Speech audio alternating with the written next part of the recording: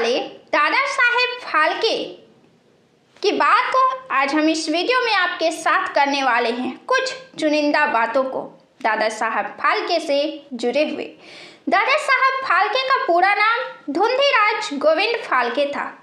मुंबई की एक सरकारी इमारत पर उनका चित्र बनाया गया था, जिसका लोकार्पण अमिताभ बच्चन ने किया था। दादा साहब फाल्के ने अंतिम बार फिल्म बनाने की इच्छा जाहिर की थी। वो साल था 1944 का। वो फिल्म बनाने की इजाज़त उन्हें मिली नहीं थी और इनकार के उस एक खत के बाद फाल्के जीवित भी नहीं रहे। उनके जन्मदिन के मौके पर कई दुर्लभ तस्वीरें साझा होती रही हैं।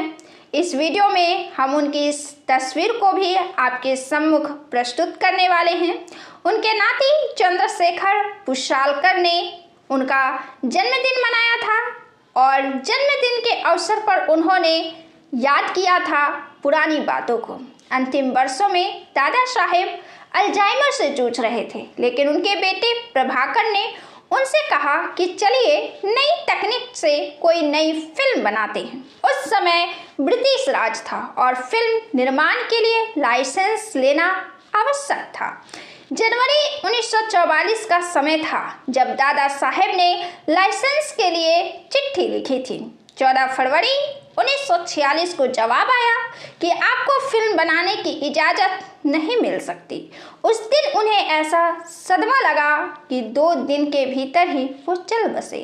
चंद्रशेखर बताते हैं कि फाल्के लंदन से फिल्म बनाने की तकनीक तो सीख आए, लेकिन पहली फीचर फिल्म राजा हरिश्चंद्र बनाना अपने आप में एक बड़ा संघर्ष था।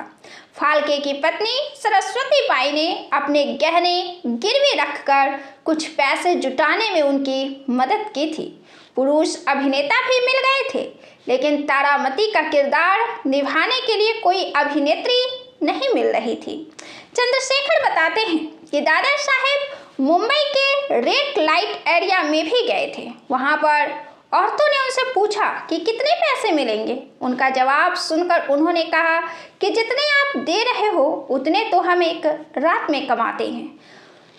एक दिन वो होटल में चाय पी रहे थे तो वहाँ काम करने वाले एक गोरे पतले लड़के को देखकर उन्होंने सोचा कि इसे लड़की का किरदार दिया जा सकता है।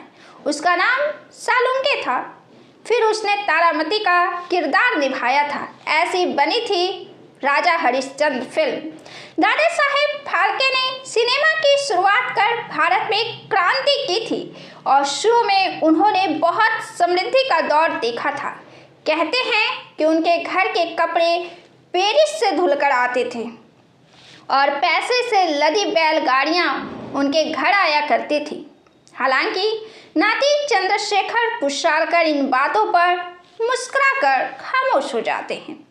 उन्होंने क्रिसमस के अवसर पर ईसा मसीह पर बनी एक फिल्म देखी थी और फिल्म देखने के दौरान ही यह निर्णय लिया था कि उनकी जिंदगी का मकसद फिल्मकार बनना है। उन्हें लगा कि रामायण और महाभारत जैसे पौराणिक महाकाव्यों से फिल्मों के लिए अच्छी कहानियाँ मिलेंगी और उनके पास सभी तरह का हुनर तो था ही।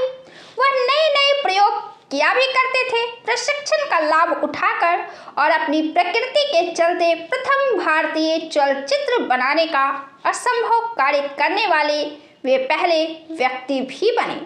उन्होंने 5 पाउंड में एक कमरा खरीदा और शहर के सभी सिनेमा घरों में जाकर फिल्मों का अध्ययन किया और विश्लेषण किया। फिर दिन में 20 घंटे लगकर प्रयोग लगातार करते रहे। ऐसे काम करने का प्रभाव उनकी सेहत पर भी पड़ा। उनकी एक आंख जाती रही, लेकिन ऐसे कठिन समय में उनकी पत्नी सरस्वती बाई ने उनका साथ नहीं छोड़ा और सामाजिक निष्कासन और सामाजिक गुस्से को चुनौती देते हुए अपने तमाम जेवर गिरवी रख दिए। शुरू में शूटिंग दादर के एक स्टूडियो में सेट बनाकर की गई और सभी शूटिंग दिन की रोशनी में की गई, क्योंकि वह एक्सपोज्ड फुटेज को रात में डेवलप करते थे और प्रिंट करते थे और इस काम में उनकी पत्नी भी सहायक होती थी। 6 माह में 3700 फीट लंबी फिल्म तैयार हुई। 21 अप्रैल 1913 को ओलंपिया सिनेमा हॉल में यह रिलीज की गई। दर्शकों ने नहीं बल्कि प्रेस ने भी इसकी उपेक्षा की, लेकिन फाल्के जानते थे कि वे आम जनता के लिए अपनी फिल्म बना रहे हैं, अतः यह फिल्म जबरदस्त हिट रही।